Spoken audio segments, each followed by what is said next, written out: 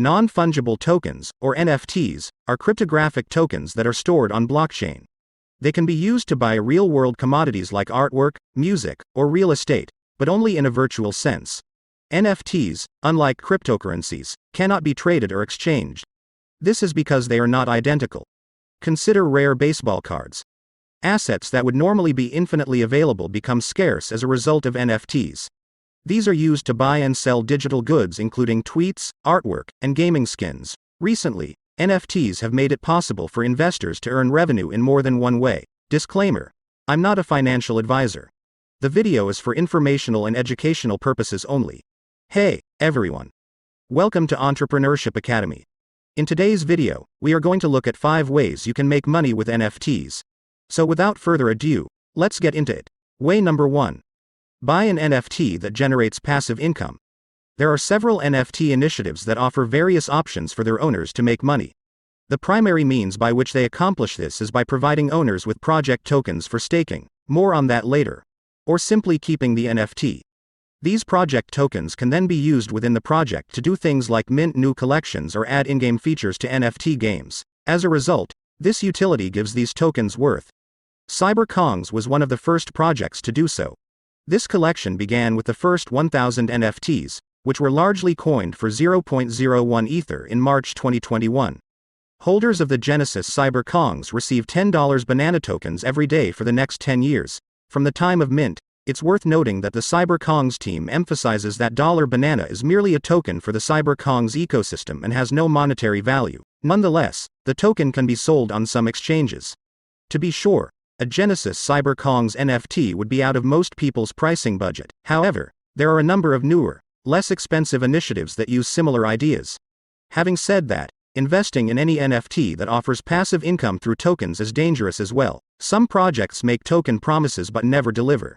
Others offer tokens that aren't worth anything, if anything at all. As with anything crypto-related, it is crucial to conduct extensive research before making a purchase decision.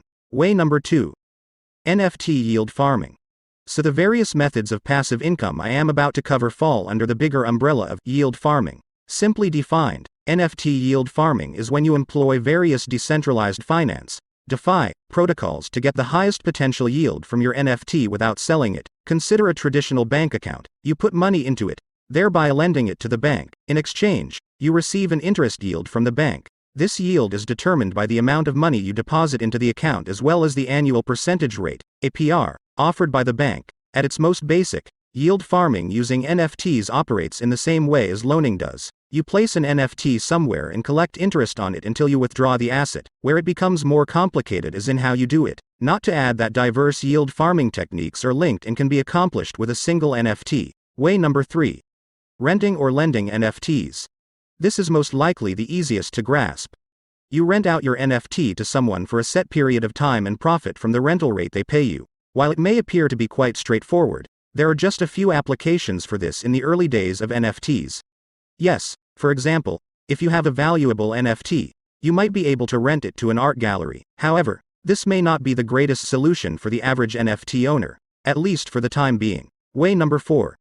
NFT staking. We previously discussed staking NFTs to generate passive income through project tokens. Staking a token essentially means locking it up and removing it from circulation. This token could be a cryptocurrency or an NFT. This strategy generates passive revenue through staking rewards. When you stake crypto, you normally bet a fraction of the token. When you stake NFTs, you receive incentives in the form of another token. The disadvantage of staking an NFT is that you cannot utilize it for an extended length of time. The advantage is that the APRs are often much greater than those offered by bank savings accounts. So, even if you won't be able to sell your NFT until the staking period is through, you're still making a good return on it in the meantime. As previously stated, certain projects allow owners to stake their NFTs with the project in exchange for project tokens. Staking is, in fact, highly popular in NFT games with play-to-earn mechanisms. There are a few platforms that handle NFT staking as well. Certain NFTs that you hold can be staked on some platforms. They are the ones who determine the value of your NFT and, as a result, the APR you will earn by staking it. It is even feasible to create or purchase tokens representing NFTs staked by others. NFTX is a prominent such platform that enables for staking. You must check it out.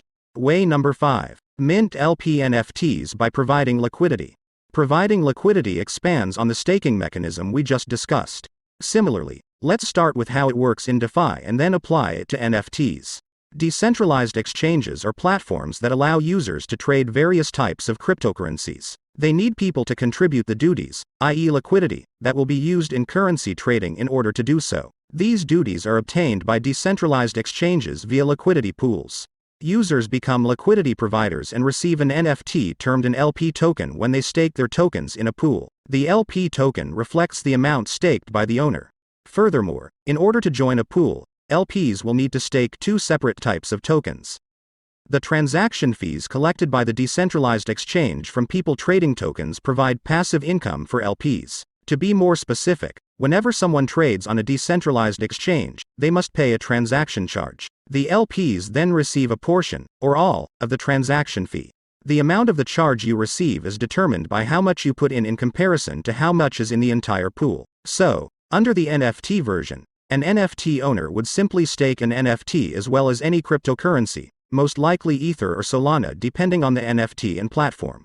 In addition, rather than a liquidity pool for exchanging cash, this might be a pool for purchasing and selling fractionalized NFTs. Final thoughts. The NFT market currently have a market cap of more than $23 billion. That is to say, NFTs are here to stay, and interest in them isn't going away anytime soon. As more individuals become aware of NFTs, there will be more opportunities to generate passive income from them. Not only in the ways discussed but also in ways that will be relevant in the near future. What are your thoughts about NFTs? Please let us know in the comments sections down below.